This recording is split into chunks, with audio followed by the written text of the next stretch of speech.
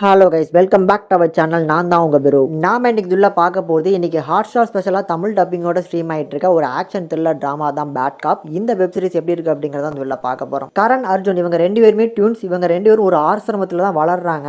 ஆனால் கரணை வந்து ஒருத்தங்க தத்தெடுத்து வளர்த்ததுனால அவங்கள படித்து போலீஸ் ஆஃபீஸர் ஆக்கிட்டாங்க. ஆனால் அர்ஜுன் வந்து அப்படி இல்லை, அப்படி பொறுக்கித்தனம் பண்ணிக்கிட்டு ஊருக்குள்ள வந்து பார்த்தீங்கன்னா ஒரு திட்டு பையனாக தான் சுற்றிட்டு இருக்கான். அப்படி ஒரு இடத்துல ஃபோர்ஜரி பண்ணி அந்த இடத்துலேருந்து தப்பிச்சு வெளியே வந்துட்டு இருக்கும்போது ஒரு மர்டர் கேஸில் ஒரு பிரைம் சஸ்பெக்டாக இவன் மாட்டிக்கிறான். ஆனால் இவன் கொலையே பண்ணல அப்படின்னால பிரதர் கிட்ட எப்படியா ஹெல்ப் கேட்டு இதில் வந்து தப்பிக்கணும் அப்படிங்கிறதுக்காக வாரான். பட் சந்திக்க வந்த இடத்துல கரண் வந்து ஒரு இம்பார்ட்டன்ட் கேஸுக்காக ஒருத்தனை பிடிக்க வந்திருக்காப்ல. அந்த இடத்துல ஒரு பெரிய ஆக்ஷன் பிளாக் நடக்குது. அந்த ஆக்ஷன் சீக்வன்ஸில் நடந்த எண்டிங்கில் கடைசி ரெண்டு பேருமே குண்டடிப்பட்டு தண்ணிக்குள்ளே விழுந்துடுறாங்க. இதில் கரண் வந்து இறந்து போயிட்டான். இப்போ அர்ஜுன் தான் உயிரோட இருக்கிறான். ஆனால் எந்திரிச்சு பார்த்தா கரணோட லைஃப்பில் இருக்கிறதுனால கரணாவே நடிக்கக்கூடிய ஒரு சுச்சுவேஷன் அமைஞ்சிருது. ஸோ இப்போ அர்ஜுன் வந்து கரணோட இடத்துல இருந்து தன்னோட அண்ணனை வந்து கொலை பண்ணது யார் அப்படிங்கிறத தெரிஞ்சுக்கிட்டு அவங்கள பழிவாங்க கிளம்புறங்கிறான். ஆனால் அர்ஜுன் மேலே இருக்கிற அந்த கேஸுக்காக இன்னொரு போலீஸ் ஆஃபீஸர் டீம் வந்து இவங்களை வீடு தேடி வராங்க.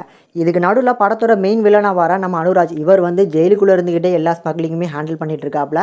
இந்த விஷயத்துக்கு பின்னால் எல்லாமே நம்ம அனுராஜ் தான் இருக்குது அப்படிங்கிறது நம்ம அர்ஜுனுக்கு தெரிய வரப்போ நடக்கிற சம்பவங்கள் என்ன, ஆனால் அவர் வந்து ரிவெஞ்ச் எடுக்க முடிஞ்சா இல்லையாங்கிறதா இந்த சீரிஸை கொண்டு போகிறாங்க இந்த 8 எபிசோட்ஸுமே. இப்போ இந்த வெப் சீரிஸ் பார்க்கறதுக்கு டீசென்ட் வாட்சபிளாக இருந்துச்சு. அதுலேயுமே இந்த சீரிஸோட பாசிட்டிவ்னு பார்க்கும்போது இந்த ஆக்ஷன் சீக்வன்ஸ், சேசிங் சீக்வன்ஸ்லாம் சூப்பராக அமைச்சு கொடுத்துருந்தாங்க. பட் இந்த 2 எபிசோட் பார்த்த வரைக்கும் இந்த கதை எதை நோக்கி போகுது அப்படிங்கிறது ஒரு கிளியர் கட்டாக சொல்ல முடியல. அப்படின்னாலும் இந்த 2 எபிசோட்ஸுமே நீட்டான ஒரு ப்ரெசன்டேஷன். இதுக்கப்புறம் வரப்போகிற எபிசோட்ஸ் எப்படி இருக்க போகுது அப்படிங்கிறத நம்ம எவ்ரி வீக்கெண்டில் பார்த்து தான் தெரியும். இந்த 2 எபிசோட்ஸ்லும் பெரிய அளவில் அடல்ட் கண்டென்ட்ல ஃபேமிலி பார்க்குற மாதிரியான ஒரு ட்ராமாவை தான் எடுத்திருக்காங்க.